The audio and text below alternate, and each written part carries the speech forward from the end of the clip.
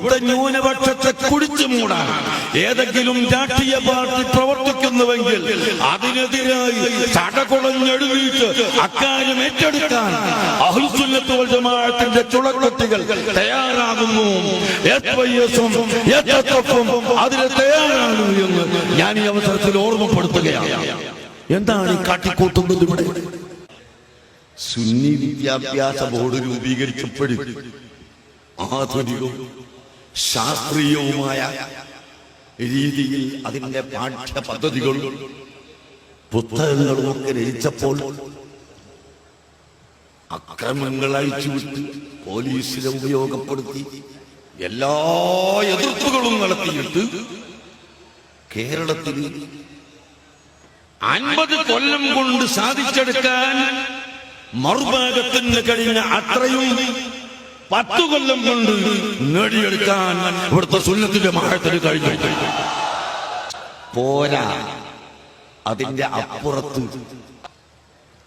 ന്യൂഡൽഹിയുടെയും old ഡൽഹിയുടെയും ഒത്തുചേരുന്ന തലത്ത് ദറിയാഗഞ്ച് ഔറംഗസീബ് രാജാവിന്റെ മകൾ സീനത്ത് ബീവി നിർമ്മിച്ച പള്ളി, ആ പള്ളിയുടെ തൊട്ടടുത്ത അതിവിശാലമായ കെട്ടിടം ഇന്ന് നമ്മുടെ കൈവശത്തിലാണ്. ആ കെട്ടിടത്തിൽ നമ്മുടെ സുന്നി വിദ്യാഭ്യാസ ബോർഡിന്റെ അഖിലേന്ത്യാ വിദ്യാഭ്യാസ ബോർഡിന്റെ ഓഫീസ് പ്രവർത്തിക്കുകയാണ്, സ്ഥാപനം പ്രവർത്തിക്കുകയാണ്. ആ വിദ്യാഭ്യാസ ബോർഡിന്റെ ബുക്ക് ഞങ്ങൾ പല സ്ഥലത്തും അംഗീകാരം നേടിക്കഴിഞ്ഞു. എന്തിനേറെ പറയുന്നു, മോഡിനെ കൊണ്ട് ഞങ്ങൾ ഒപ്പുവെപ്പിച്ചില്ലേ? ഗുജറാത്തിലെ മോഡിനെ കൊണ്ട് ഒപ്പുവെപ്പിച്ചു. എന്താ മോഡിനെ കൊണ്ട് ഇതിനാ ഒപ്പുവെപ്പിക്കുന്നത്? കേരളത്തിലും കർണാടകയിലും തമിഴ്നാട്ടിലും മദ്രസ പാഠപുസ്തകം ഗവൺമെന്റ് അംഗീകരിക്കേണ്ടതില്ല. എന്നാൽ ഗുജറാത്തിലും UP-യിലും ബീഹാറിലുമൊക്കെ ഗവൺമെന്റ് അംഗീകരിക്കണം. മദ്രസകളിൽ വെച്ചാണ്, സ്കൂളുകളിൽ വെച്ചാണ് മദ്രസ പാഠം പഠിപ്പിക്കുന്നത്. അതുകൊണ്ട് ഗവൺമെന്റ് അംഗീകരിക്കണം. വിദ്യാഭ്യാസ ബോർഡിന്റെ സെക്രട്ടറി കൂടിയായ AK അബ്ദുൽ ഹമീദ് സാഹിബ്, ഞാനും അദ്ദേഹവും ഗുജറാത്തിൽ അവിടെ മുഴുവൻ മദ്രസകളുടെ മാനേജ്മെന്റും അധ്യാപകരും ഒരുമിച്ച് കൂടുന്ന ഒരു യോഗം വിളിച്ചു. ആ യോഗത്തിൽ നമ്മുടെ വിദ്യാഭ്യാസ ബോർഡിന്റെ പുസ്തകത്തെ സംബന്ധിച്ച് ചർച്ച ചെയ്തു. ഞങ്ങളത് വിശദമായി അവർക്ക് പഠിപ്പിച്ചു. എന്നാൽ പിന്നെ ഗുജറാത്തിൽ മുഴുവനും നമ്മുടെ പുസ്തകം അംഗീകരിക്കാം എന്നവർ തീരുമാനിച്ചു. സുന്നി വിദ്യാഭ്യാസ ബോർഡിന്റെ ബുക്ക് മദ്രസകളിൽ അംഗീകരിക്കാനുള്ള, പഠിപ്പിക്കാനുള്ള അനുമതി വേണം. മോഡിയുടെ ഒപ്പ് തരാമെങ്കിൽ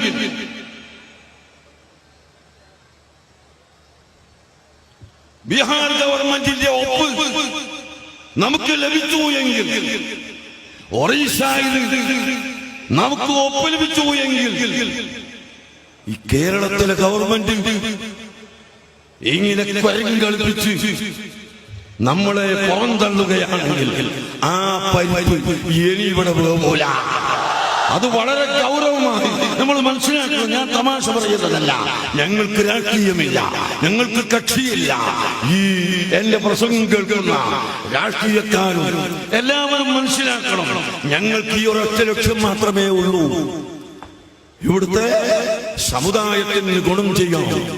ഞങ്ങൾ പഠിപ്പിക്കുന്ന സ്കൂളുകളിൽ മുസ്ലിംകൾ മാത്രമല്ല, ഞങ്ങൾ പഠിക്കുന്ന സ്കൂളുകളിൽ മുസൽമാനും ക്രൈസ്തവനും ഹൈന്ദവനും ജൈനനും ബുദ്ധനും ആര് കടന്നു വന്നാലും ഞങ്ങളുടെ സ്കൂളുകളിൽ ഞങ്ങൾ പ്രവേശനം കൊടുക്കുന്നുണ്ട്. ജനറൽ സ്വഭാവമാണ് ഞങ്ങളുടെ സ്കൂളിന്റെ സ്വഭാവം. പിന്നെ എന്തുകൊണ്ട് നിങ്ങൾക്ക് അംഗീകാരം തന്നു? അപ്പോൾ ഇവിടെ അഹ്ലുസുന്നത്ത് വൽ ജമാഅത്ത് വളർന്നുകൂടാ.